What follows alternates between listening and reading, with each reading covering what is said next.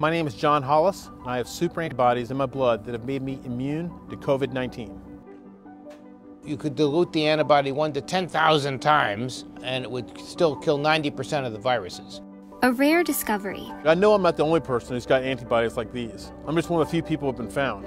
That could have been missed, especially because John is black. This has been the most surreal experience of my life, and I couldn't make this up if I tried.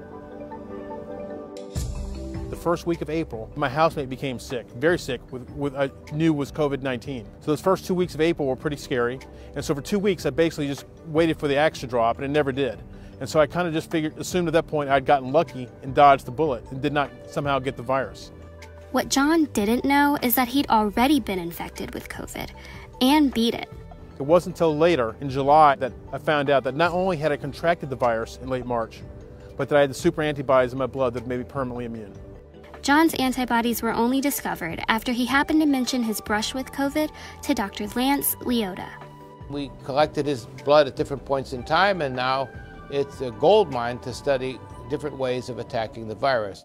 And the way those antibodies work, in the case of the COVID, is the COVID has these spikes on the surface, and those spikes are used to attach to the cell and then invade the cell.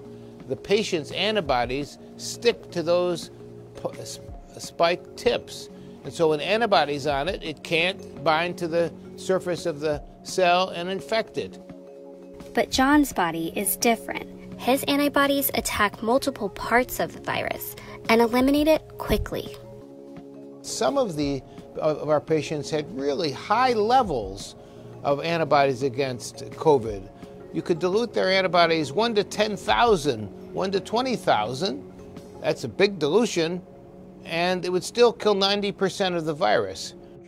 Not only that, but his antibodies are so good at killing COVID that he's even immune to the new variants.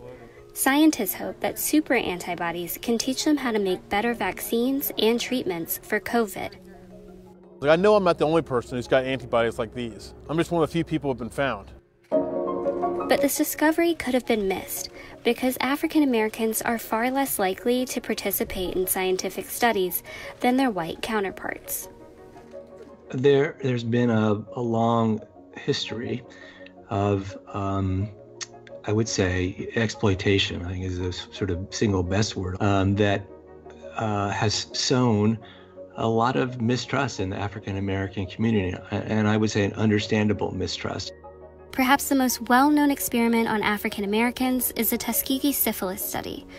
For more than 40 years, scientists sponsored by the U.S. government studied black men in Alabama who had syphilis without providing treatment. Maybe most notably, over the course of the years that the study was undertaken, antibiotics were discovered and became widely available. So they were lied to in terms of their recruitment, they were lied to in terms of what was being done to them during the course of the study, and then they were denied care in the name of the research over as many years as the study continued. Out of the disclosure of the study at Tuskegee came the regulations and oversight that we now have for all of human subject research that have been in place since the 1970s and continue to this day.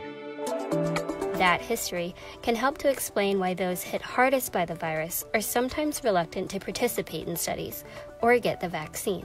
We want to make sure that the communities that are hardest hit are at the table to receive the benefits of the things that are developed. And to do that means that those communities have to be part of the research population as well. I just think we owe it to those people, those victims of the Tuskegee study and others, to honor them by being involved in the process, to make sure it doesn't happen again, and also to save lives, particularly among an African American community that's being most adversely affected by this virus. We owe it to ourselves, we owe it to